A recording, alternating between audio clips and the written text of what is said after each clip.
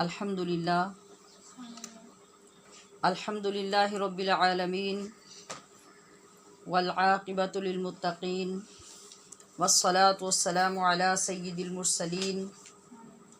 اما بعد فاعوذ باللہ من الشیطان الرجیم بسم اللہ الرحمن الرحیم قل ان کنتم تحبون اللہ فاتبعونی یحببکم اللہ وقال اللہ تبارک و تعالی فی مقام آخر لقد كان لكم في رسول الله أسوة حسنة صدق الله مولانا العظيم وبلغنا رسوله النبي الكريم الأمين الصلاة والسلام عليك يا سيدي يا رسول الله وعلى آلك وأصحابك يا حبيب الله الصلاة والسلام عليك يا سيدي يا رسول الله وعلى آلك وأصحابك يا حبيب الله مولاي صل وسلم دائما ابدا على حبيبك خير الخلق كلهم۔ رخ مصطفیٰ کو دیکھا تو دیوں نے جلنا سیکھا،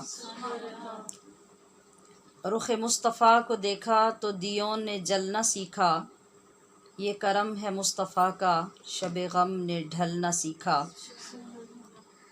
یہ زمیں رکی ہوئی تھی، یہ فلک تھما ہوا تھا، یہ زمیں رکی ہوئی تھی، یہ فلک تھما ہوا تھا، چلے جب میرے محمد تو جہاں نے چلنا سیکھا۔ میں گری نہیں جو اب تک، یہ کمال مصطفیٰ ہے، میں گری نہیں جو اب تک، یہ کمال مصطفیٰ ہے،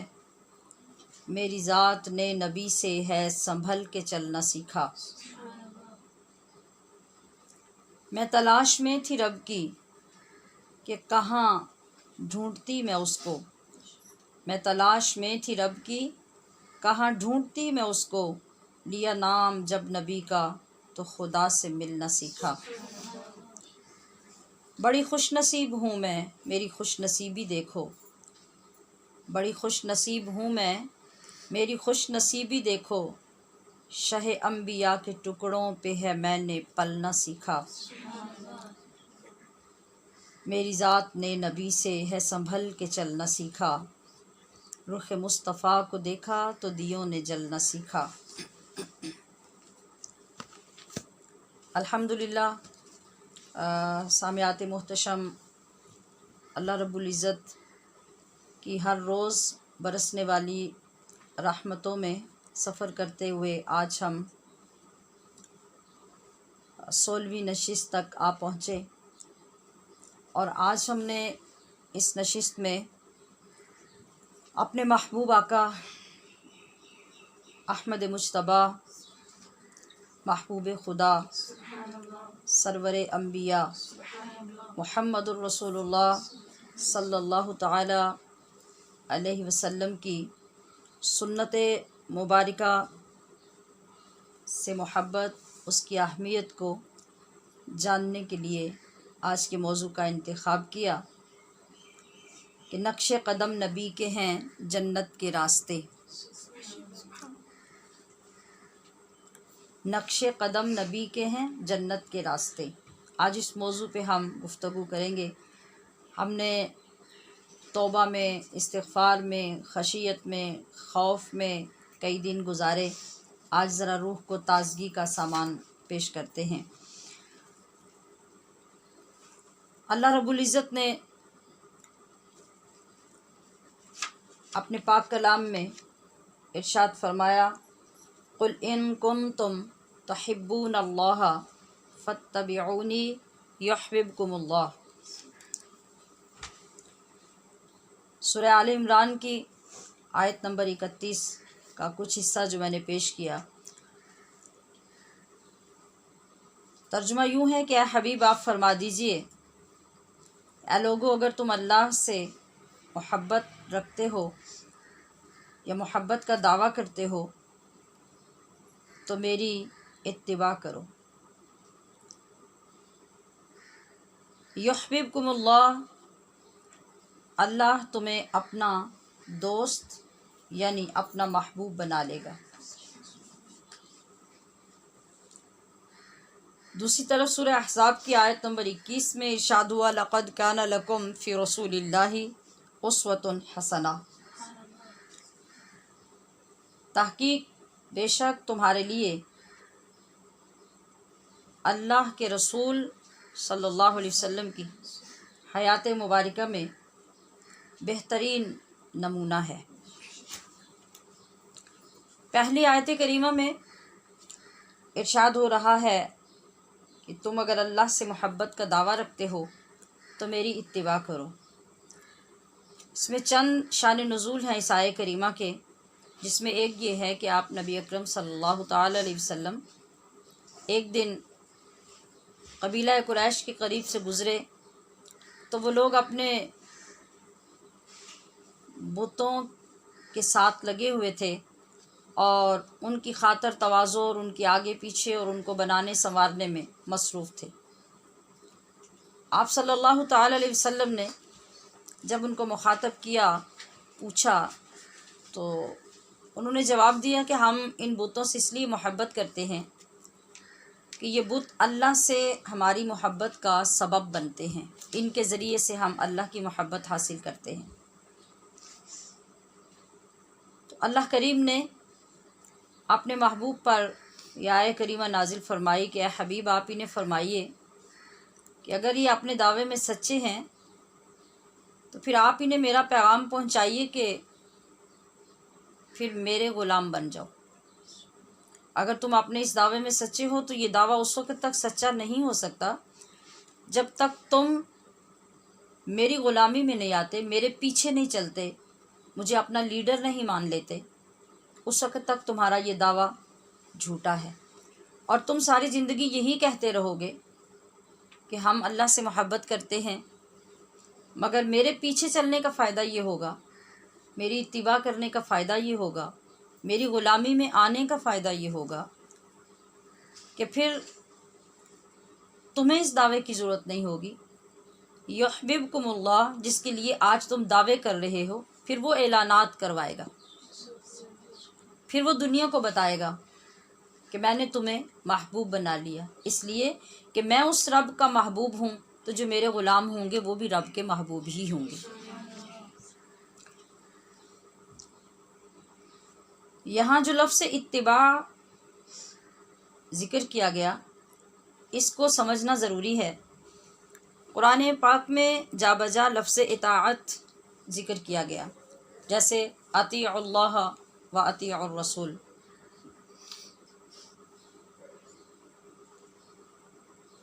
وَمَن يُطِعِ الرَّسُولَ فَقَدْ أَطَاعَ اللَّهَ، اسی طرح کے کئی صیغے استعمال ہوئے۔ وہاں لفظ اطاعت کرنا ہے، یہاں لفظ اتباع کرنا ہے۔ جو شخص اتباع کرے گا اس کا نتیجہ کیا ہوگا، اور جو اطاعت کرے گا اس کا نتیجہ کیا ہوگا۔ اطاعت کرنے والے کو جنت عطا ہوگی، اس کے گناہ معاف ہوں گے اور مختلف درجات آگے ملیں گے۔ جو اتباع کرے گا اس کا نتیجہ کیا ہوگا، یحببکم اللہ، اسے اللہ کی محبوبیت نصیب ہوگی۔ تو یہاں پر اللہ کریم نے لفظ اطاعت نہیں ارشاد فرمایا، حالانکہ باقی اور کئی مقامات پہ اس لفظ کا ذکر کیا گیا۔ اس کے عمل میں ایک واضح فرق یہ ہوتا ہے کہ جو اطاعت ہوتی ہے، اطاعت میں انسان ماں باپ کی اطاعت کرے، اساتذہ کی کرے، مرشد کی کرے، اپنے آقا کی کرے، باس کی کرے، اپنے مالک کی کرے، تو اس میں دو پہلو ہوتے ہیں۔ کبھی تو وہ اطاعت کرے گا کسی لالچ کی وجہ سے، کبھی کرے گا مجبوری کی وجہ سے، کبھی محبت کی وجہ سے بھی کر سکتا ہے۔ لیکن اتباع کے اندر اتنی گہرائی اور اتنی خوبصورتی ہے اور ایک امتیاز ہے کہ اتباع وہ ہوگی جس کے اندر جذبہ ہی محبت کا ہوگا۔ اطاعت تب ہوگی جب آپ کو کہا جائے گا، اور اتباع کے لیے محبوب کے حکم کی ضرورت ہی نہیں ہوگی، محبت اتنی جلوہ گر ہو جائے گی، محبت اتنی غالب ہو جائے گی کہ پھر محبوب نہیں کہے گا کہ آپ میری اطاعت کریں یا میرے پیچھے آئیں یا مجھے فالو کریں، بلکہ وہ جو محبت کرنے والا ہے وہ خود اس محبت کے اندر اتنا گم ہو جائے گا، محو اور منہمک ہو جائے گا، اس کے اوپر اتنی وہ محبت غالب آ جائے گی کہ وہ تلاش کرتا رہے گا کہ مجھے اپنے محبوب کی کوئی ادا ملے تو میں خود بخود اس کو ادا کروں۔ یعنی اس طرح محو ہو جانے کا حکم دیا گیا کہ اگر تم میرے محبوب کی اطاعت نہیں بلکہ اتباع کرو گے تو پھر پوری دنیا تمہیں پہچانیں گی، تمہیں جانیں گی، تمہاری عزت کرے گی، تمہیں قدر و منزلت دے گی۔ کیوں کہ اب تمہاری محبت کا اعلان تم نے نہیں کیا ہوگا، تمہارے رب نے کیا ہوگا، اور اس وجہ سے کیا ہوگا کہ تم جو کچھ بھی کر رہے ہو اپنے محبوب کی محبت میں کر رہے ہو، اور حکم کا انتظار نہیں کرتے بلکہ خود بے قرار ہوتے ہو کہ ہمیں کوئی ادا محبوب کی نظر آئے تو ہم اس کی پیروی کریں، اس کے پیچھے چلیں۔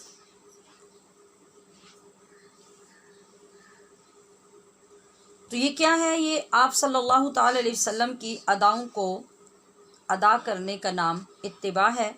اسی کو سنت کہا جاتا ہے۔ یعنی جو کام ہم آپ صلی اللہ تعالی علیہ وسلم کی ذات اقدس سے دیکھتے ہیں اور اس کا اظہار آپ کی ذات سے ہمیں نظر آتا ہے، جب ہم اس کو کرتے ہیں تو یہ اتباع ہے اور یہ سنت ہے۔ دوسری آیت کریمہ کا ترجمہ بھی یہی سمجھ لیتے ہیں۔ ارشاد ہوا کہ تمہارے لیے اللہ کے رسول کی زندگی میں یا آپ کی ذات اقدس میں بہترین نمونہ ہے، بہترین نمونہ، اتنا بہترین کہ اس جیسا بہترین کائنات میں تمہیں کسی ذات سے مل ہی نہیں سکتا۔ پھر وہ کامل نمونہ ہے، مکمل اور اکمل نمونہ ہے کہ وہاں کسی اور چیز کے ایڈ ہونے کی گنجائش ہی نہیں ہے کہ اس میں کوئی کمی رہ گئی ہو اور کسی دوسرے کے نمونے کو شامل کر کے اس کو مکمل کیا جائے، یا کچھ جہات اس کے اندر شامل کر کے اس کو مکمل کیا جائے، اس کی کوئی ضرورت رب کریم نے چھوڑی ہی نہیں ہے۔ اب ہم نے لفظ سمجھنا ہے کہ سنت کیا ہوتا ہے۔ لفظ سنت جو عربی کا لفظ ہے، سنت کا مطلب ہوتا ہے طریقہ، اور اصطلاح شریعت میں سنت کہتے ہیں نبی اکرم صلی اللہ تعالی علیہ وسلم کے قول، فعل اور تقریر کو۔ قولی سنت، فعلی سنت، تقریری سنت۔ قول جو آپ نے فرمایا ہو، اور فعل جو آپ نے خود کیا ہو، اور تقریری سنت، یہ تقریری دو نقطے والے قاف کے ساتھ ہے، کتاب والے قاف کے ساتھ نہیں۔ تقریری سنت کا مطلب ہے کہ کوئی کام آپ کی ذات اقدس کے سامنے پیش کیا گیا ہو، صحابہ اکرام نے کیا ہو، تو آپ علیہ الصلوۃ والسلام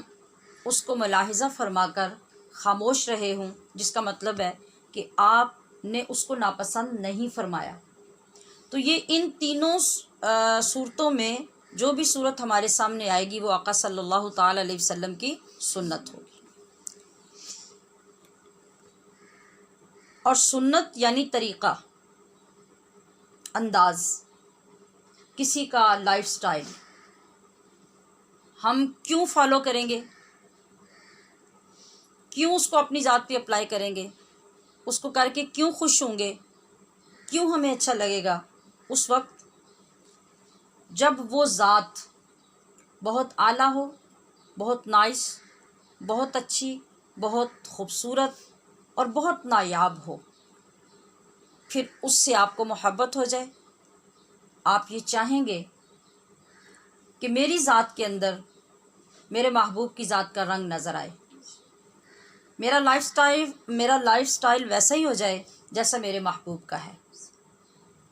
میرا بولنا، بیٹھنا، اٹھنا، چلنا، پہننا، کھانا پینا، اس میں ایک واضح رنگ نظر آئے جسے دیکھ کر لوگ پہچان جائیں کہ اس کے اندر جو عکس نظر آ رہا ہے وہ فلاں کا نظر آ رہا ہے، اور پھر لوگ جانتے ہوں کہ فلاں کو یہ پسند کرتا ہے،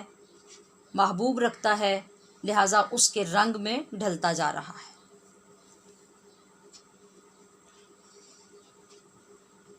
اس جملے سے کیا سمجھ آئی کہ کسی کے فالوور ہونے کے لیے، بننے کے لیے یہ ضروری ہے کہ پہلے آپ اس کے مقام کو سمجھیں کہ وہ ذات، وہ ہستی، وہ پرسنالٹی اس قابل ہے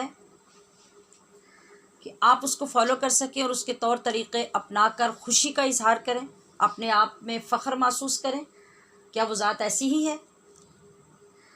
پھر اس سے پیار کریں، اس کے طریقوں کو سمجھیں.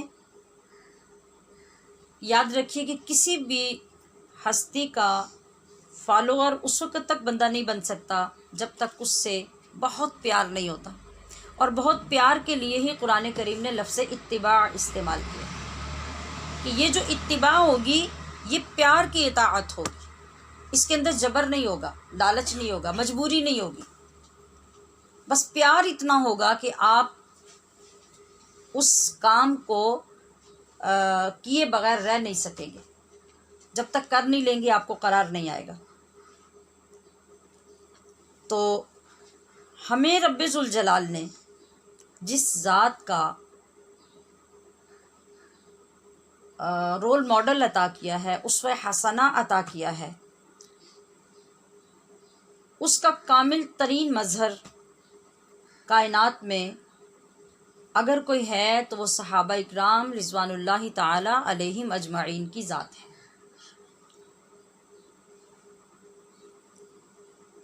آپ کے مقام اعلیٰ اور اولیٰ کو اگر صحیح معنوں میں سمجھا تو صحابہ اکرام نے سمجھا، اور صحیح معنوں میں اپنے اوپر نافذ کیا تو صحابہ اکرام کی مقدس جماعت نے کیا. اس سے بڑھ کے نہ آپ کے مزاج اقدس کو کسی نے سمجھا، نہ آپ کی ذاتی اقدس کو سمجھا. آپ کا مقام یہ ہے، آپ کی شان یہ ہے، آپ کا منصب یہ ہے کہ کائنات میں کسی اور کی پیروی اب آپ کے ہوتے ہوئے نہیں کی جا سکتی، اور آپ کا ہونا اب قیامت تک ثابت ہے. قیامت سے پہلے کوئی زمانہ ایسا آنے والا نہیں ہے جو زمانہ آقا صلی اللہ علیہ وسلم کا نہ ہو،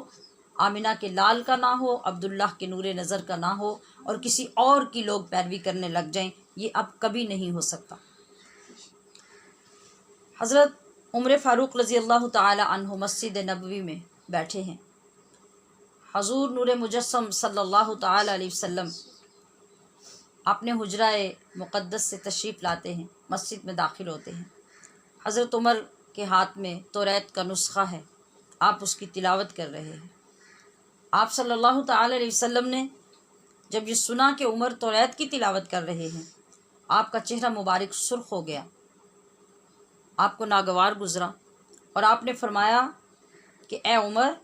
آج اگر خود موسیٰ کلیم اللہ بھی حیات ہوتے تو وہ بھی اپنی توریت کو چھوڑ کے تیرے نبی کی اطاعت کرتے. تو اب قرآن عظیم کے ہوتے ہوئے، نبی آخر الزماں کے ہوتے ہوئے تجھے توریت کی تلاوت کی اجازت نہیں ہے. ہاں، اب اگر کوئی سابقہ کتب سماویہ میں سے کوئی اگر لے گا یا اس کو پڑھے گا تو صرف اس لیے کہ کسی کو مسلمان کرنے کے لیے آپ نے اگر کوئی دلائل پیش کرنے ہوں یا وہاں سے کوئی ریفرنس لینا ہو تو پھر آپ اس کتاب کو پڑھ سکتے ہیں. بطور تلاوت کسی پچھلی کتاب کو آپ نہیں پڑھ سکتے. کہ آپ صلی اللہ تعالی علیہ وسلم نے قیامت تک اپنی امت کو حضرت عمر فاروق رضی اللہ تعالی عنہ کے ذریعے سے پیغام دے دیا اور ضابطہ بتا دیا. تو پتہ چلا کہ آپ صلی اللہ تعالی علیہ وسلم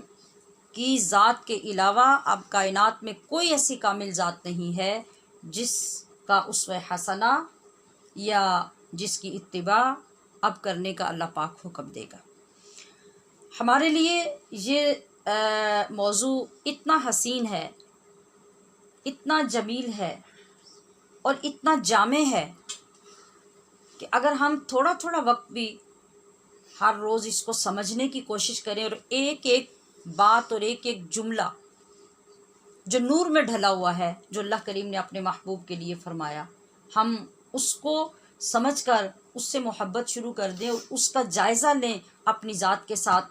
تو یقین کیجئے کہ تھوڑے سے دنوں میں ہماری زندگیاں بدل جاتی ہیں، معیار بدل جاتے ہیں، نگاہیں بدل جاتی ہیں، سوچ بدل جاتی ہے، ظاہر و باطن کی کیفیت بدل جاتی ہے۔ تو آپ علیہ الصلوۃ والسلام کی سنت مبارکہ کا مقام کیا ہے، اور اس کا ہماری ذات کے ساتھ منسلک ہونا یا ذات میں پایا جانا کتنا اہم، کتنا ضروری ہے۔ آئیے حضور نبی اکرم صلی اللہ علیہ وسلم کیا فرماتے ہیں کہ من حافظ سنتی اکرمہم اللہ باربع خصال، کہ جس شخص نے میری سنت کی اتباع کی، اس کا اکرام کیا، تو رب ذوالجلال اس کو 4 بشارتیں عطا فرماتا ہے۔ اس کو بہت توجہ سے سماعت کیجیے گا۔ ہم کتنے گھاٹے میں، کتنے نقصان میں جا رہے ہیں، تو الحمدللہ ہم نے یہ دن جو ہیں یہ اللہ کی بارگاہ میں نفع بخش تجارت کے لیے وقف کر رکھے ہیں، تو یقیناً ہماری جھولیاں بھری جائیں گی اور بھری جانی چاہیے۔ من حافظ سنتی اکرمہم اللہ باربع خصال، کہ جس شخص نے آقا صلی اللہ علیہ وسلم کی سنت کی اتباع کی، اللہ اسے 4 بشارتیں عطا فرمائے گا۔ اب سنیے گا وہ 4 بشارتیں کتنی خوبصورت ہیں۔ پہلی بشارت یہ ہے کہ المحبۃ فی قلوب البررہ، کہ رب ذوالجلال اپنے نیکوکار، ابرار، مقرب بندوں کے دل میں سنت کے پیروکار کی محبت ڈال دے گا۔ پہلا ہی مرتبہ دیکھ لیجئے، آپ کون ہیں؟ آپ ابھی نہ تو اللہ کے ولی ہیں، نہ کوئی عالم و فاضل ہیں، نہ مقرب ہیں، نہ ابراروں میں آپ کا شمار ہوتا ہے۔ آپ نے آغاز کیا ہے اپنے محبوب نبی کی سنت کی اتباع کا۔ تو پہلی بشارت کیا ملی؟ المحبۃ فی قلوب البررہ، ابرار، مقرب اور نیک لوگوں کے دلوں میں آپ کی محبت پیدا ہو جائے گی۔ آپ جب کبھی بھی کسی اللہ کے بڑے ولی کی بارگاہ میں جائیں گے تو اس کی نظر میں آپ کے لیے شفقتیں ہوں گی، محبتیں ہوں گی، آپ کا ایک مقام ہوگا، اور وہ جو نور منعکس ہو رہا ہوگا وہ آپ کے دل میں اس ولی کی طرف سے آ رہا ہوگا۔ کس وجہ سے؟ وہ آپ کے سینے میں جو مصطفیٰ کریم کی سنت کا نور ہوگا وہ اس نبی کی توجہ، اس ولی کی توجہ کو کھینچ رہا ہوگا۔ دوسری بشارت والہیبۃ فی قلوب الفجرہ، جو برے لوگ ہوں گے، فاسق و فاجر لوگ ہوں گے، اللہ کریم مصطفیٰ کریم کے متبع شخص کا رعب اس کے دل میں ڈال دیتا ہے۔ جب ایک سنت کا پیکر، سانچہ سنت کے اندر ڈھلا ہوا بندہ ہو، وہ عورت ہو یا مرد ہو، جوان ہو یا بوڑھا ہو، جس وقت وہ اپنے اوپر مکمل طور پہ نافذ کر لے گا اور کبھی بھی سنت کو مس نہیں کرے گا، تو قدرتی طور پہ اللہ کریم اس کا رعب، اس کی ہیبت ان لوگوں کے دلوں میں ڈال دے گا جو فاسق و فاجر ہیں۔ جب وہ جا کے کسی فاسق و فاجر کے ساتھ بات کرے گا تو اس کو گستاخی کی جرت نہیں ہوگی، وہ نظر اٹھا کے آپ سے بات نہیں کر سکے گا، اور یہ رعب اللہ کی طرف سے ڈالا جائے گا۔ اور کس وجہ سے ڈالا جائے گا؟ وہ جو آپ اس کے محبوب کی سنت کو پورا کر رہے ہیں، اس سے پیار کر رہے ہیں۔ تیسری بشارت والسعۃ فی الرزق، آپ سنت اور طریقہ مصطفیٰ کا اڈاپٹ کر رہے ہیں، اس پہ عمل کر رہے ہیں، اس کو اپنا رہے ہیں، اس کے عادی بن رہے ہیں، تو فائدہ اس کا کیا ہو رہا ہے؟ والسعۃ فی الرزق، اللہ پاک آپ کا رزق جہاں جہاں بھی ہے اس میں وسعت ڈال رہا ہے۔ چوتھا فائدہ، چوتھی بشارت کیا ہے؟ والثقۃ فی الدین، اور مصطفیٰ کریم کی سنت کی پیروی کی وجہ سے اللہ پاک آپ کو دین پہ اتنی استقامت عطا کرے گا کہ پھر شیطان بھی آپ سے مایوس ہو جائے گا،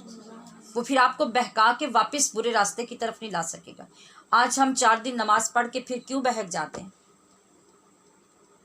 ایک ہفتہ قرآن پاک کی تواتر سے تلاوت کر کے پھر کیوں چھوڑ دیتے ہیں؟ کبھی ہمارے ہاتھ میں تسبیح ہوتی ہے اور کبھی 2 مہینے ہم نے ذکر و فکر کی طرف توجہ ہی نہیں کی۔ کیوں؟ اس لیے کہ ہمارے عمل میں، ہماری پریکٹیکل لائف میں سنت کا نور نہیں ہے۔ جب وہ ہوگا تو شیطان کو آگے آنے کی جرت نہیں ہوگی۔ ہم باتیں کرتے ہیں، بہت ساری باتیں کرتے ہیں. آج اگر ہم غور کریں، ہم سب غور کریں تو ہمارے اس دور کا پرابلم یہ ہے، یہاں ہر کوئی، ہم سب اتنا بولنا چاہتے ہیں، اتنا بولنا چاہتے ہیں کہ دوسروں سے سبقت لے جائیں، مگر اس بولنے کا مقصد کیا ہے؟ بولنے کا مقصد ہوتا ہے کہ اس بولنے کو سنا بھی جائے، خود سمجھا بھی جائے، اور پھر اس پہ عمل کیا جائے. تو اتنا بولنا بیکار کیوں ہے؟ اس لیے کہ ہم اس بولنے کے مقصد کو اگنور کرتے جاتے ہیں، سننے والے بھی اور بولنے والا بھی. یہ وجہ ہے کہ آج ہمیں عمل کی سعادت کم نصیب ہوتی ہے. ہماری زندگیوں میں، ہماری پریکٹیکل لائف میں وہ عمل نظر نہیں آتا جس کے لیے ہم بول رہے ہوتے ہیں. میں نے گزشتہ دنوں میں بھی کسی دن میں یہ عرض کی تھی کہ اگر ہم یہ عہد کر لیں کہ ہر دن میں ہم نے ایک اپنی پسند کی بات محفوظ کر لینی ہے. محفوظ کس لیے کرنی ہے؟ عمل کے لیے. اس کا انتخاب کر لینا ہے کہ اب یہ بات میرے عمل سے دور نہیں رہے گی. تو انشاءاللہ العزیز 29 رمضان المبارک تک ہم جو کم سے کم لیول ہوگا عمل کا، اس کے مطابق 29 خوبصورت اعمال کے عامل بن چکے ہوں گے. وہ ہماری زندگی میں بطور عمل کے داخل ہو چکا ہوگا. اور پھر اگر ہم اس کو چھوڑیں گے نہیں، کاربند رہیں گے، اس کی فکر کریں گے، تو میرا خیال ہے کہ 29 چیزوں پہ مستقل عمل پہ لگ جانا یہ بہت بڑا خزانہ ہے. میں آگے چل کے عرض کروں گی کہ ہمارے پاس تو 29 عمل ہوں گے، 29 سنتیں ہوں گی، 29 فرمودات الہیہ یا فرمودات مصطفیٰ صلی اللہ علیہ وسلم ہوں گے. یہاں تو یہ بات ہے کہ آپ اگر ایک عمل بھی پیش کر دیتے ہیں تو آپ نور علی نور ہو جاتے ہیں. جی، تو اب آپ نے سمجھا کہ 4 خصال، 4 بشارتیں اللہ رب العزت آپ کو نبی علیہ الصلوۃ والسلام کی سنت کی حفاظت کرنے پر عطا فرماتا ہے. آپ کی محبت اپنے محبوب بندوں کے دلوں میں ڈالتا ہے، اور فاسق و فاجر لوگوں کے دلوں پر آپ کا رعب طاری کر دیتا ہے. آپ کے رزق میں رب کریم برکتیں عطا فرما دیتا ہے، اور آپ کے دین پر آپ کو استقامت نصیب فرما دیتا ہے. اگر ہم غور کریں تو ہماری نیچر، ہماری طبیعت، ہمارا مزاج ایسا ہوتا ہے کہ کہیں سے بھی اعلیٰ ترین چیز ہمیں کم قیمت پر مل رہی ہو یا کم مشقت کے نتیجے میں بہت شاندار چیز مل جائے، اور تھوڑا سا وقت لگا کر ہم بڑی مضبوط چیز، پائیدار چیز حاصل کر سکیں، تو ہم سب ایک دوسرے سے سبقت کرنے کی کوشش کرتے ہیں کہ یہ چیز مجھے مل جانی چاہیے. ہم کبھی کوتاہی نہیں کریں گے کہ اس سے رہ جائیں یا اس کو مس کر دیں. اور اسی طرح سے ہماری زندگی میں مختلف جو مواقع آتے ہیں، محافل ہوں، ایونٹس ہوں، فنکشنز ہوں، تو کبھی کہیں اپنے دور کے معروف ترین شخص کے ساتھ ہمیں ایک محفل میں جانا میسر آ جائے، کچھ وقت اس کے ساتھ گزارنے کو مل جائے، تو عام بندے کی یہ کوشش ہوتی ہے کہ اس کے قریب بیٹھے اور جب تصاویر بننے لگیں یا سیلفی بنا سکیں تو اس کے ساتھ لازمی بنائیں، اور پھر اس کو اپنے البم میں سب سے اوپر رکھیں تاکہ لوگوں کو دکھاتے رہیں کہ فلاں وقت میں ہم فلاں وقت کے ساتھ فلاں شخص کے ساتھ کسی جگہ پہ شریک ہوئے تھے. اور ہمارا اور اس کا اکٹھے ایک جگہ پہ بیٹھنا، کھانا پینا، اتنا وقت گزارنا وہ ہمارے لیے قابل فخر بن جاتا ہے. ایسے ہی ہے نا؟ کس کے ساتھ چند لمحات گزارنے ہمارے لیے باعث فخر ہو جاتے ہیں؟ جس کا کوئی تھوڑا سا منصب ہم سے اوپر کا ہوتا ہے. کوئی سیاستدان ہوگا، کوئی عہدیدار ہوگا، کوئی ایم پی ہوگا، ایم این اے ہوگا، کوئی وزیر ہوگا، یا کوئی علاقے کا اور کوئی بڑا آفیسر ہوگا، یا کوئی تعلیم یافتہ شخصیت ہوگی. عام طور پہ جس کے ساتھ ہمارا بیٹھنا ممکن نہیں ہوتا، کسی شادی میں، کسی فنکشن میں، کسی پارٹی میں اگر ایسا ہو گیا تو ہم پھر اسپیشلی اپنے ساتھیوں کو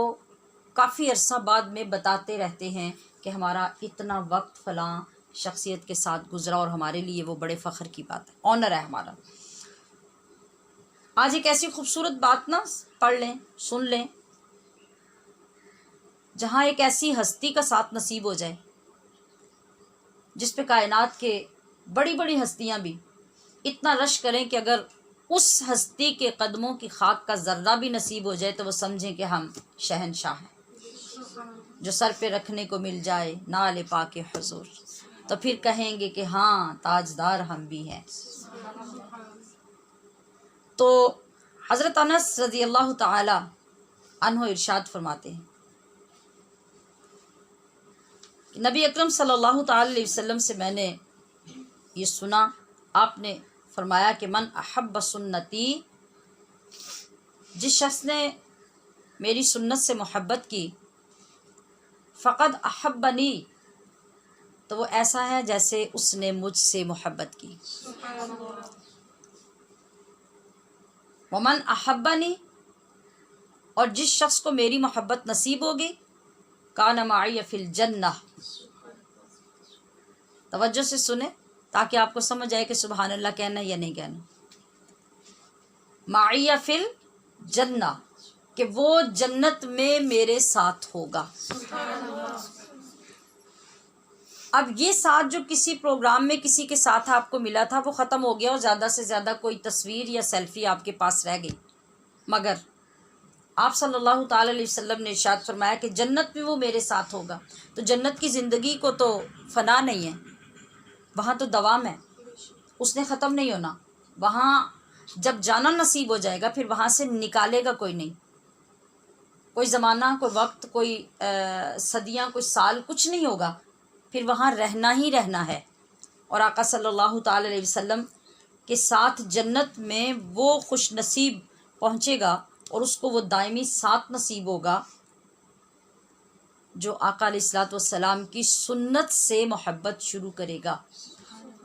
اور محبت کیا ہوتی ہے؟ محبت صرف یہ نہیں ہوتی کہ میں آپ سے کہوں مجھے حضور کی سنتوں سے محبت ہے اور آپ مجھ سے کہیں کہ مجھے حضور کی سنتوں سے محبت ہے، نہیں۔ محبت کہہ کے نہیں بتائی جاتی، محبت کی جاتی ہے، اور وہ خود نظر آتی ہے نا۔ بے شمار انداز ہوتے ہیں جس سے محبت نظر آتی ہے، اور لوگ پھر پہچان بھی جاتے ہیں کہ کون کس سے محبت کرتا ہے، یہ بھی چھپی ہوئی بات نہیں رہتی۔ تو جب عام بندے کی عام بندے سے محبت چھپی نہیں رہتی، کیوں نہیں چھپی رہتی؟ کوئی بات کرے نہ کرے، آپ کا دل کر رہا ہوتا ہے کہ کوئی میرے پاس بیٹھے تو میں اپنے محبوب کی بات چھیڑ دوں، میں اس کے لباس کی بات چھیڑ دوں، میں اس کے کھانے پینے کی بات چھیڑ دوں، اس کے دیکھنے کے انداز کو لوگوں سے ڈسکس کروں، اس کی آنکھیں، اس کا حسن، اس کا جمال، اس کا لب و لہجہ میں سب سے شیئر کرتا رہوں کہ میرے دل کو تسکین ہوتی ہے محبوب کا ذکر کرنے سے۔ اب کیا ہو رہا ہے؟ اب لوگوں کو خود بخود پتہ چل رہا ہے کہ یہ بندہ نارمل نہیں ہے، یہ محبت کی آگ میں جل رہا ہے۔ تو پھر جب تھوڑا سا آپ اور آگے بڑھتے ہیں تو پھر کیا ہوتا ہے؟ پھر وہ رنگ اس غیر محسوس طریقے سے چڑھتا ہے آپ کے اوپر کہ آپ کا لہجہ آپ کے محبوب میں ڈھل جاتا ہے، آپ کا انداز، آپ کی ورڈنگ، آپ کے الفاظ، آپ کی جملہ بندی، یہ سب آپ کے محبوب کا عکس بن جاتی ہیں۔ اور محبوب ہم جنس ہے تو پھر آپ اس کا لباس، اس کا سٹائل، وہ بھی اسی طرح سے اپنا لیتے ہیں، تو لوگوں کو خود بخود دیکھنے سے ہی پتہ چل جاتا ہے کہ آپ کی محبت کس کے ساتھ ہے۔ تو کیا زندگی میں یہ لمحات ہمیں نصیب ہو سکتے ہیں کہ جب ہم اپنے اوپر اپنے محبوب علیہ الصلوۃ والسلام کی محبت کو نافذ کریں اور آپ کی ذات کے ساتھ منسلک ہوں، اور ایسی محبت اللہ کریم ہمیں نصیب کر دے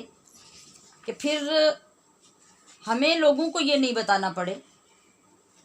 کہ ہم کس سے محبت کرتے ہیں، اس دنیا میں بھی اور آخرت میں بھی ہم جدھر جدھر جا رہے ہوں لوگ ہمیں دیکھ کر خود پہچان جائیں کہ یہ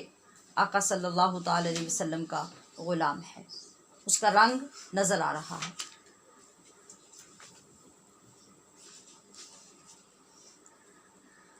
جی،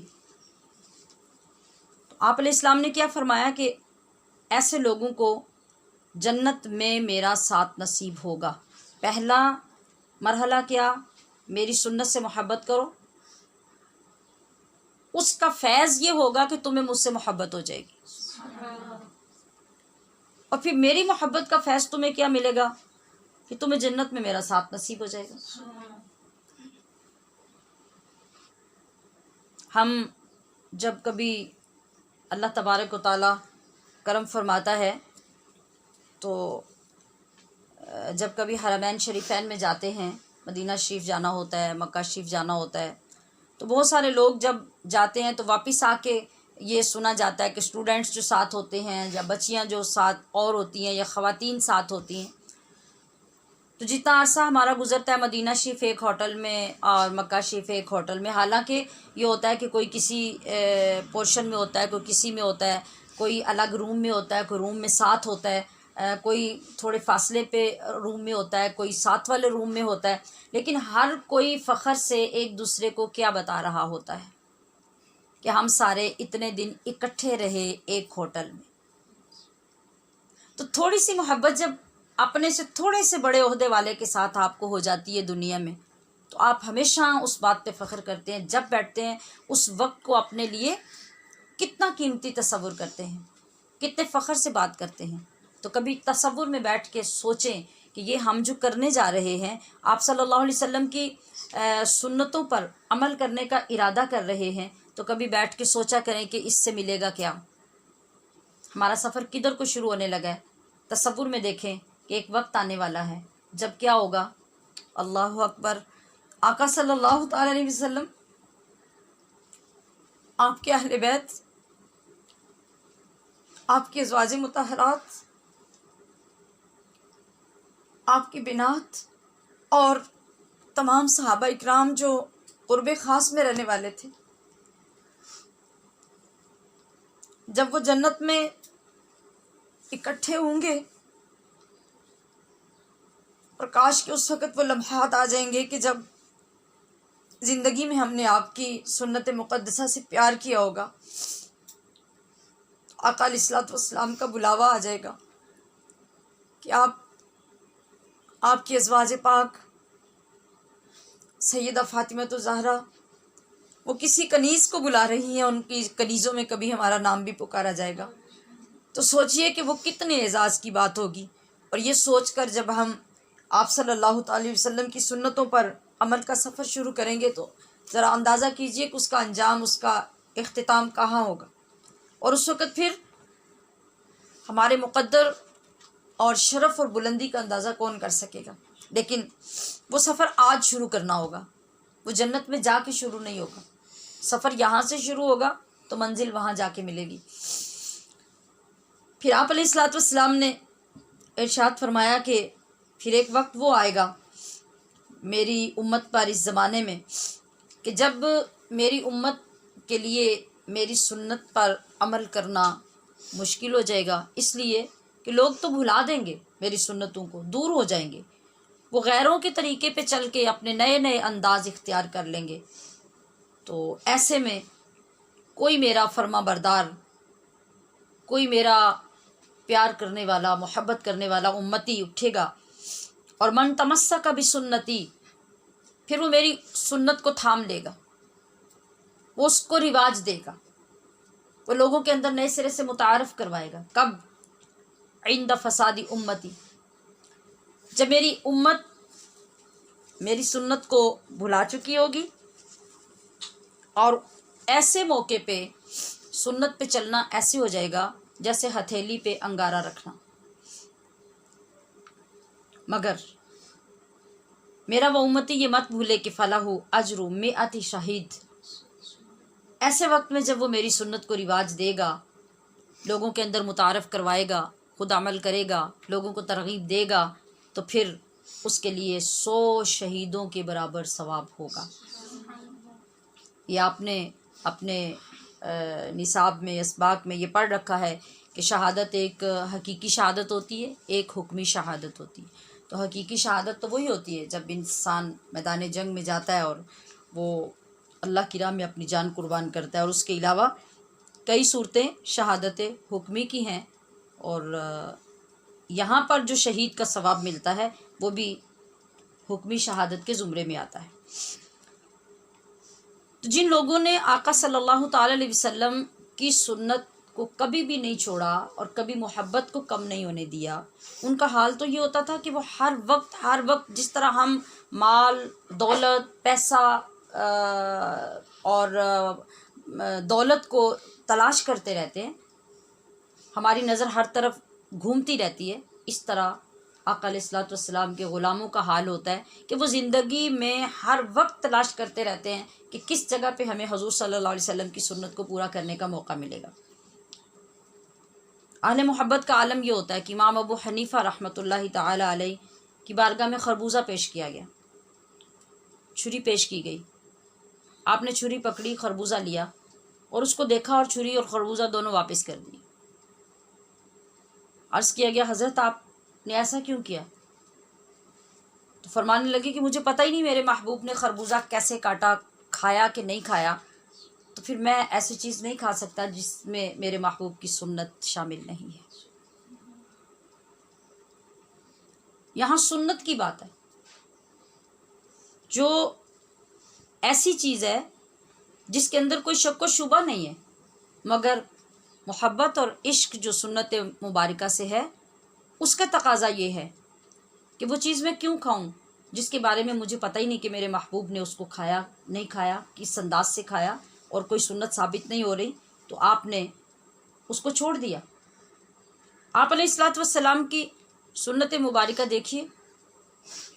آپ کبھی گھر سے باہر بازار میں گئے تو سر مبارک کے اوپر کپڑے کے بغیر، رومال، ٹوپی، کسی بھی چیز کے بغیر آپ کبھی بازار میں داخل نہیں ہوئے۔ بیت الخلاء میں آپ تشریف لے گئے تو عمامہ شریف یا ٹوپی اتار کر آپ سر مبارک کے اوپر کپڑا رکھ کر آپ بیت الخلاء میں تشریف لے جاتے، ننگے سر نہیں جاتے۔ یہ کتنی مشکل سنت ہے کیا ہمارے مرد حضرات کے لیے یا ہمارے بچوں کے لیے پوری کرنا، مگر جب بچپن سے بچوں کو سکھایا جائے گا سنت رسول صلی اللہ علیہ وسلم کا مرتبہ، مقام اور اس کے فوائد بتائے جائیں گے، عادت ڈالی جائے گی، تو بڑے ہونے تک تب ان کو وہ عادت آئے گی۔ ادھر تو سنت مبارکہ کا یہ حال ہے کہ آپ بازار میں جائیں تو ننگا سر لے کر نہیں جاتے، آپ بیت الخلاء میں جاتے ہیں تو ننگے سر سے وہاں داخل نہیں ہوتے، اور ادھر ہمارے لوگوں کے پاس یہ جواز ہے کہ نماز پڑھنی ہے کوئی پرابلم نہیں ہے، آپ ننگے سر بھی نماز پڑھ لیتے، نماز ہو جاتی ہے، آپ کو ٹوپی کی ضرورت نہیں، آپ کو عمامے کی ضرورت نہیں، آپ کو رومال کی ضرورت نہیں۔ بازار جانا، بیت الخلاء جانا تو ایک اور بات ہے، نمازیں یہاں آرام سے بغیر کسی جھجک کے ادا کی جا رہی ہیں، سروں پہ ٹوپی نہیں ہے، عمامہ نہیں ہے، رومال نہیں ہے، یہ کس کی نماز ادا ہو رہی ہے؟ نماز تو وہ تھی جو آپ صلی اللہ علیہ وسلم نے فرمایا تصلوا کما رأیتمونی اصلی۔ تو جب آپ کی پوری حیات مبارکہ میں ایسی کوئی نماز ملتی ہی نہیں ہے تو آپ پھر اپنے آپ کو کیوں دھوکہ دے رہے ہیں؟ آپ کو باہر نکلتے، گھر آتے، بازار جاتے، کام پہ جاتے، کیوں فکر نہیں ہے کہ میں نے اپنے محبوب نبی کی محبوب نماز کو ادا کرنا ہے تو اس کے لیے میرے پاس انتظام ہونا چاہیے۔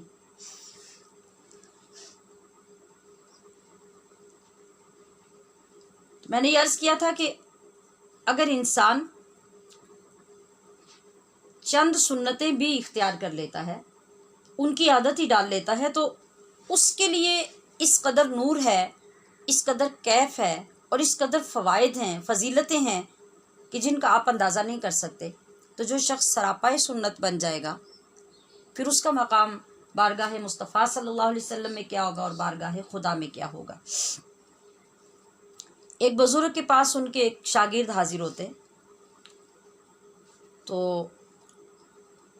ان سے استاد پوچھتے ہیں کہ آپ کے جو معمولات ہیں، کیونکہ وہ روزانہ سنت کا درس دیا کرتے تھے، اسی سے متعلق انہوں نے اپنے شاگرد سے سوال کیا۔ وہ بارش بھی نہیں، چہرے پہ داڑھی مبارک بھی نہیں، کوئی بڑی پرہیزگار زندگی بھی نہیں گزر رہی، تو کہنے لگے کہ حضرت میں نے 3 سنتیں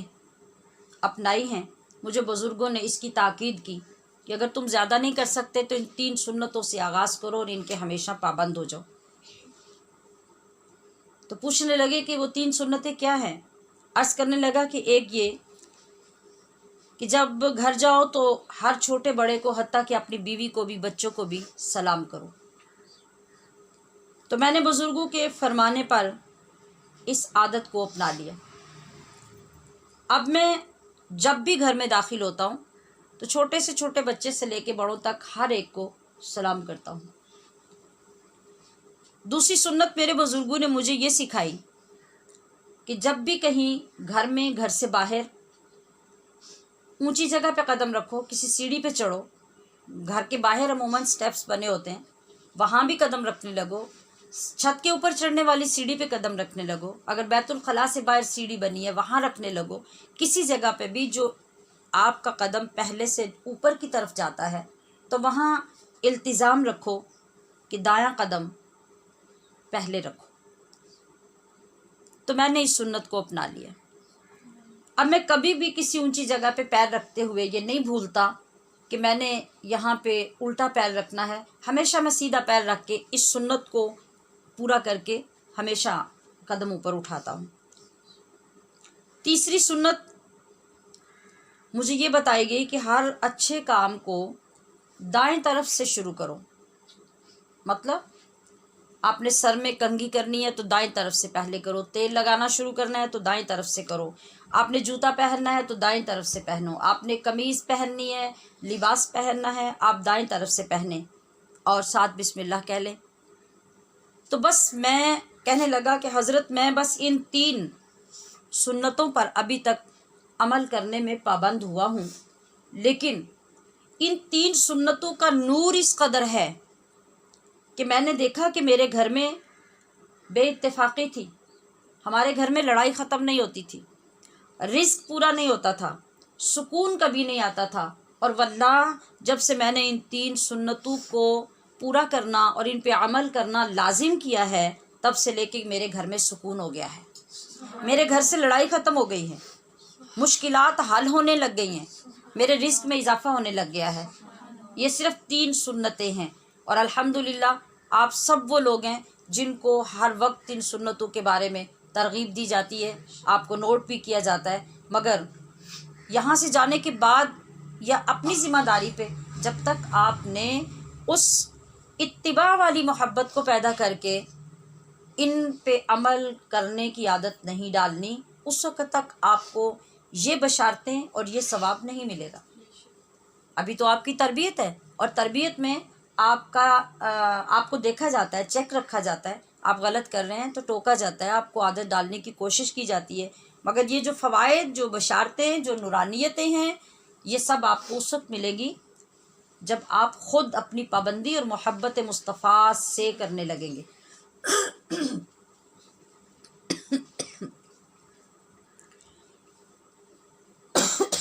تو اگر ایک شخص چند سنتوں پر عمل میں پختگی اختیار کر لیتا ہے تو دنیا میں خود اسے اتنے فوائد نظر آنے لگ جاتے ہیں، تو سوچئے پھر آخرت کے فوائد، اور جو دینی اور روحانی فوائد اللہ کریم نے ہمیں عطا فرمائے ہیں، جن کا وعدہ فرمایا ہے، اس میں وعدہ خلافی کا تو کوئی تصور ہی نہیں ہو سکتا۔ یہ تو 3 سنتوں کی بات کی ہے میں نے۔ صحابہ اکرام کے نزدیک ان سنتوں کی جو قدر و منزلت تھی، جو اہمیت و فضیلت تھی، بعض اوقات ایسا ہوتا تھا کہ آپ صلی اللہ تعالی علیہ وسلم کی ایک حدیث مبارکہ ایک صحابی کے پاس موجود ہوتی،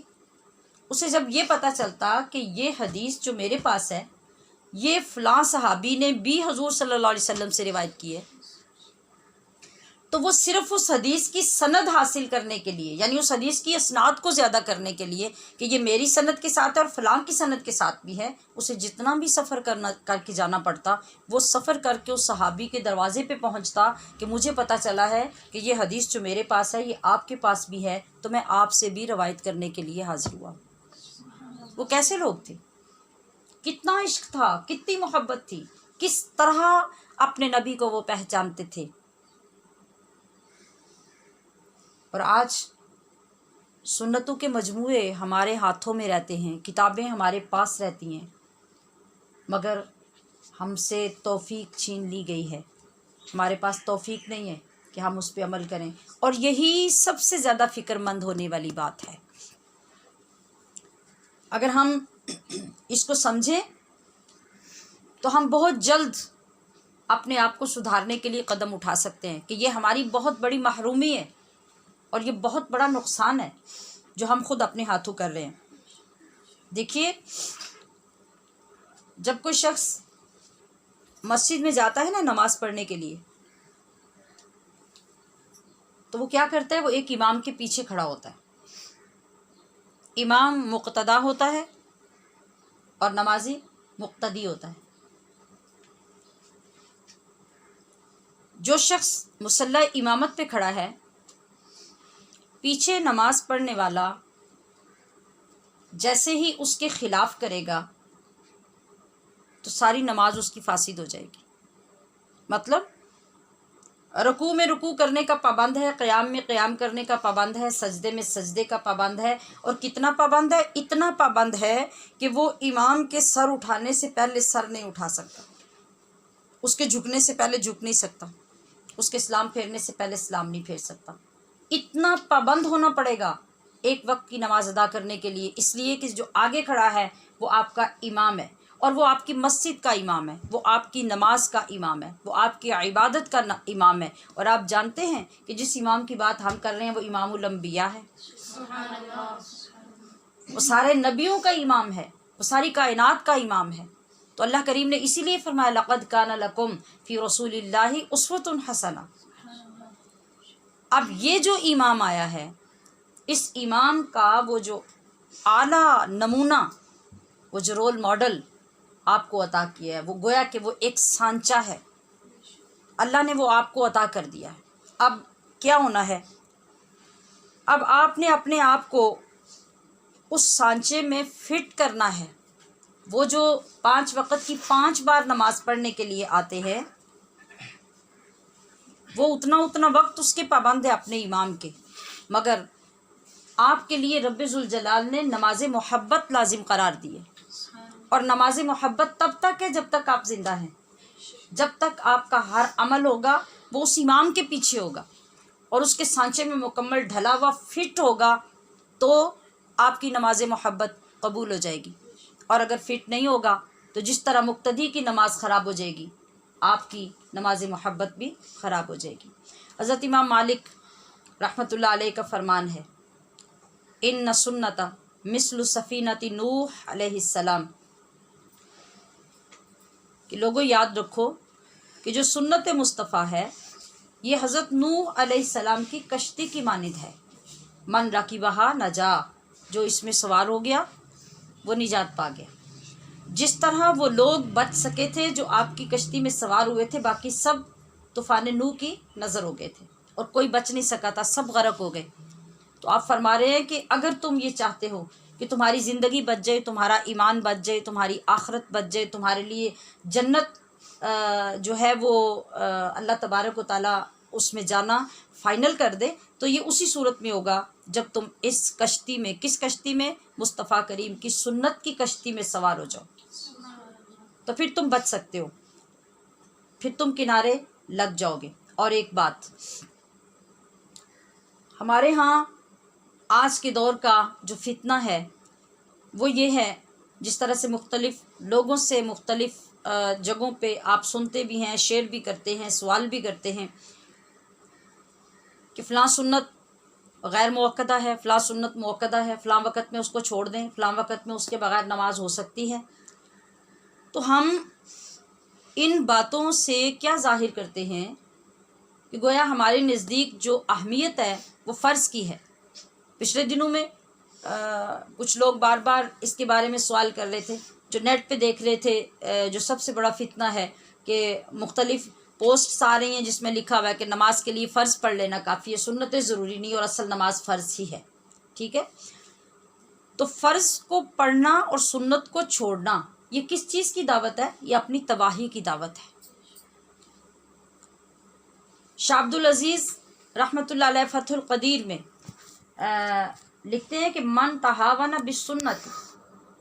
اوقب بحرمان الفرائض، کہ جو شخص سنتوں کے معاملے میں سستی برتے گا، اس سستی کا انجام یہ ہوگا، یہ جملہ بہت سخت ہے اگلا، کہ جو شخص سنتوں کے معاملے میں سستی برتے گا اس کا انجام یہ ہوگا کہ اسے فرضوں سے محروم کر دیا جائے گا۔ ایک وقت آئے گا کہ وہ سنتوں کو ہلکا سمجھ کے چھوڑتا جائے گا تو آخر کار وہ فرض کے قابل بھی نہیں رہے گا۔ آپ صلی اللہ تعالی علیہ وسلم نے اسی لیے ارشاد فرمایا کہ ترکت فیکم امرین، اے میری امت میں تمہارے درمیان دو چیزیں چھوڑ کر جا رہا ہوں، لن تضلوا ان تمسکتم، جب تک تم ان کو تھامے رکھو گے تو تم گمراہ نہیں ہوگے۔ لن تضلوا ان تمسکتم، ان دونوں کو مضبوطی سے تھامنے کا کیا مطلب ہے؟ جیسے دانتوں کے اندر کوئی چیز لے کر زور سے ان کو دبا لیتا ہے اور انسان زور لگاتا رہے تو وہ نکالی نہیں جا سکتی، کھنچتی نہیں ہے، اتنے زور سے اگر ان دونوں چیزوں کو سنبھالے رکھو گے، تھامے رکھو گے تو پھر تم کبھی گمراہ نہیں ہوگے۔ وہ کون سی چیزیں ہیں؟ کتاب اللہ و سنتی، ایک میری سنت، ایک اللہ کی کتاب۔ تو اللہ تبارک و تعالیٰ نے ہمیں اسوۃ حسنہ کیوں عطا کیا؟ اس لیے کہ جب کوئی چیز ہمارے سامنے ہوتی ہے نا،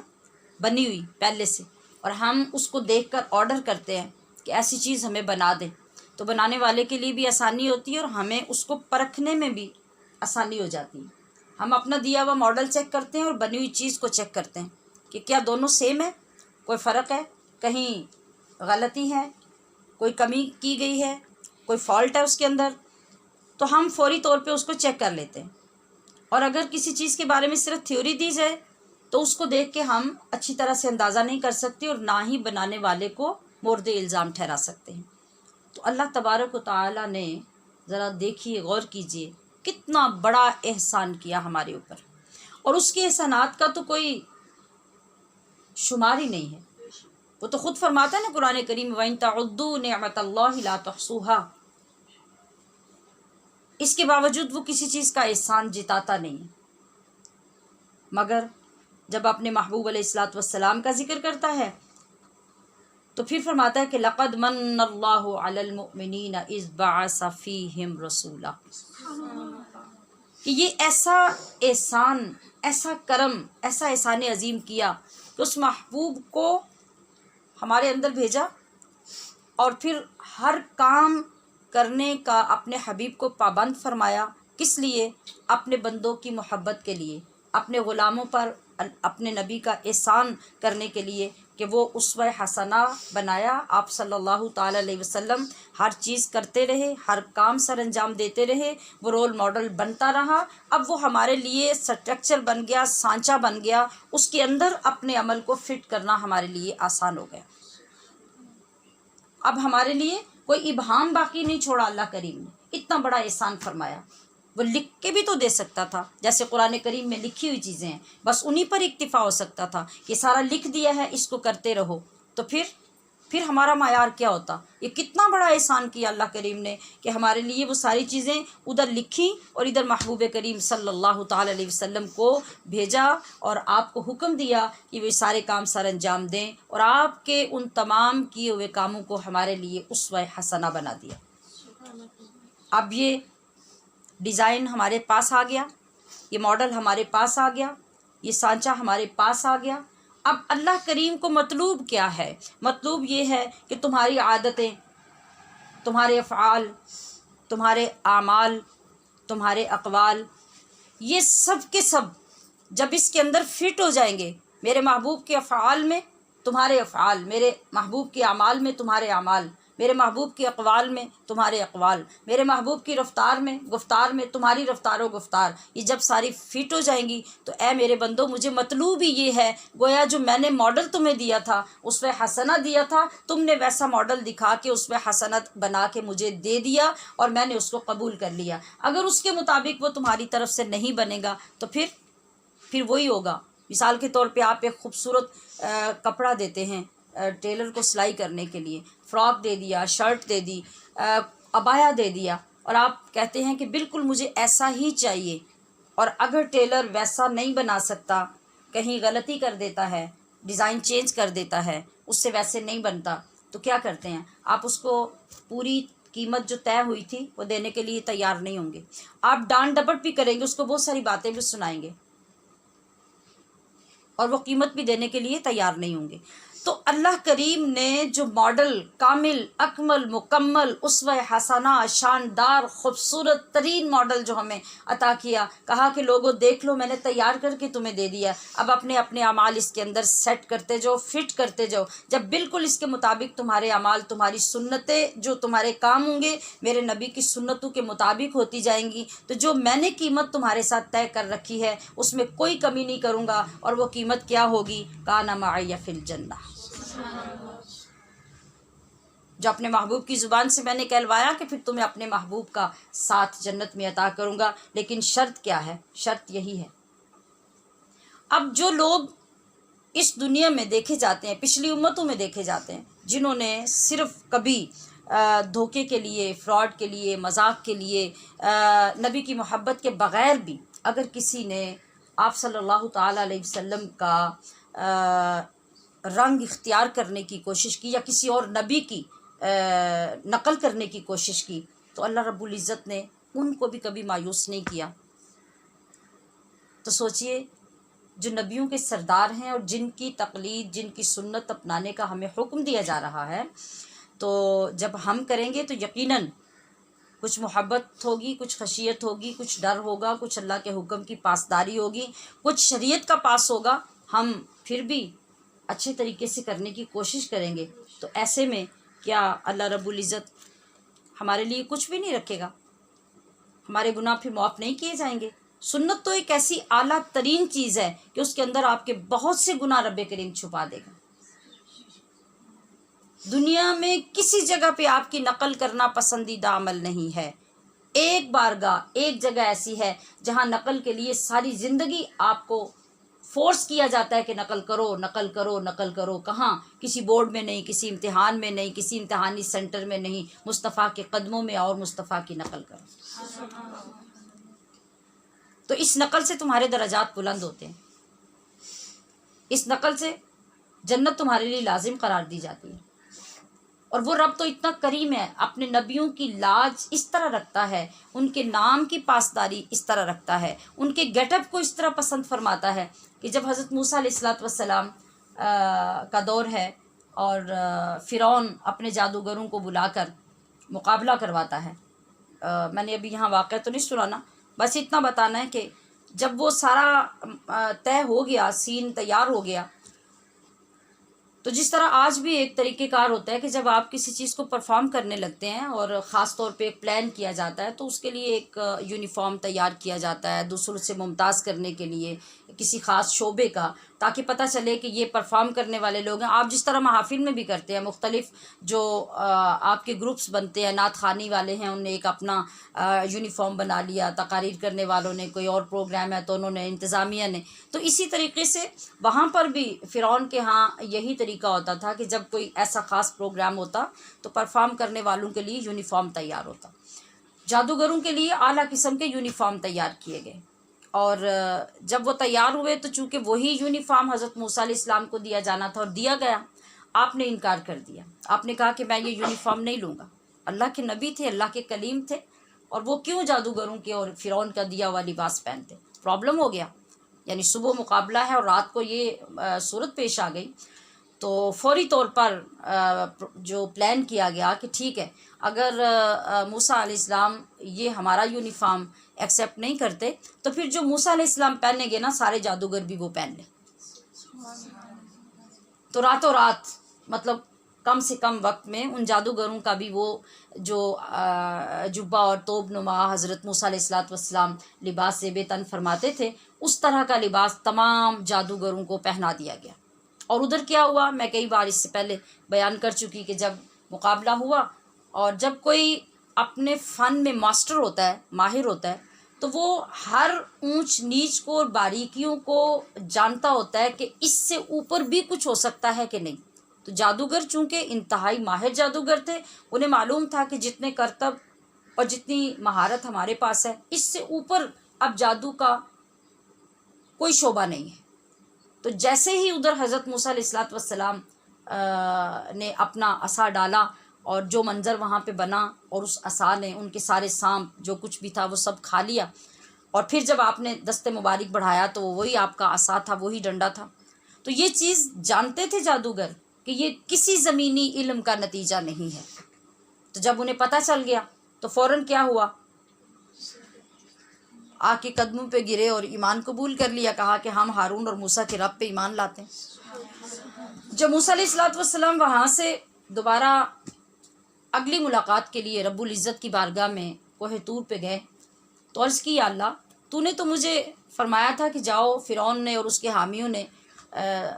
سرکشی کی ہے اور ان کو جا کے تبلیغ کرو، اور اگر وہ نہیں مانیں گے تو ان کو برباد کر دیا جائے گا اور یہ ہوگا۔ تو اب یہ کیا ہوا کہ تو نے وہیں پر ہی اس سارے کے سارے جادوگروں کو ہدایت دے دی اور ایمان نصیب کر دیا، تو اتنا بڑا انقلاب وہیں سب کے سامنے یہ کیسے ہو گیا؟ تو اللہ رب العزت نے ارشاد فرمایا کہ اے موسیٰ، بات یہ ہے کہ وہ سارے تھے تو ایک ہی جماعت، لیکن جس وقت انہوں نے اپنے جادو دکھائے اور وہ تیرے لباس کے اندر آئے، گیٹ اپ وہ تھا جو میرے کلیم کا تھا، لباس وہ تھا جو میرے کلیم کا تھا، تو پھر وہ تیرے لباس میں مجھے اتنے اچھے لگے کہ بغیر ہدایت کے میں انہیں واپس نہ بھیج سکتا۔ تو ساری زندگی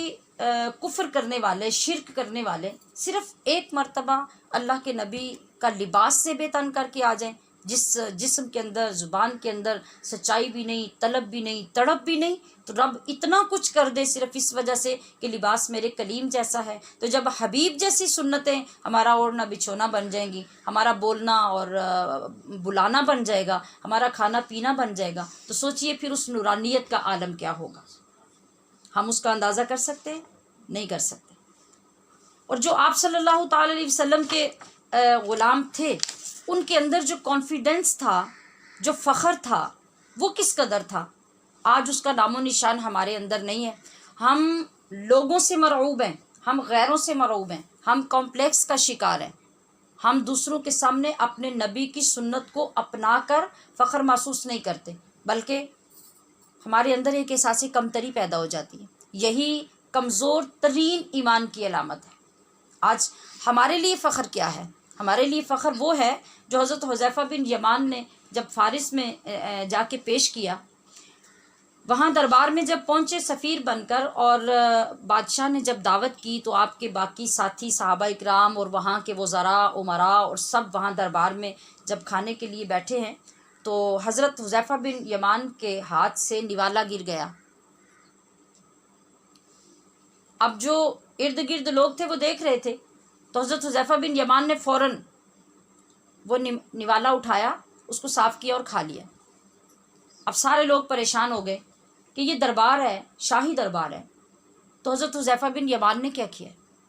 یہ لوگ تو پہلے ہی ہمارے مخالف ہیں، اب یہ کیا سوچ رہے ہوں گے کہ یہ لوگ کیسے ہیں، انہیں کوئی مینرز نہیں ہیں، کوئی ایٹیکیٹس نہیں ہیں، اور یہ نیچے سے اٹھا کے یہ نوالا کھا رہے ہیں، کیا انہوں نے کبھی کھانا نہیں دیکھا؟ شاہی دربار میں ایسے تو نہیں کھانا کھانا چاہیے تھا۔ تو ادھر حضرت حذیفہ بن یمان قربان جائیں، آقا علیہ الصلوۃ والسلام کی محبت رونگٹے رونگٹے میں جب رچی ہوئی ہے تو پھر فخر ہی فخر نظر آتا ہے چاروں طرف کہ ہمارے جیسا کوئی ہے ہی نہیں۔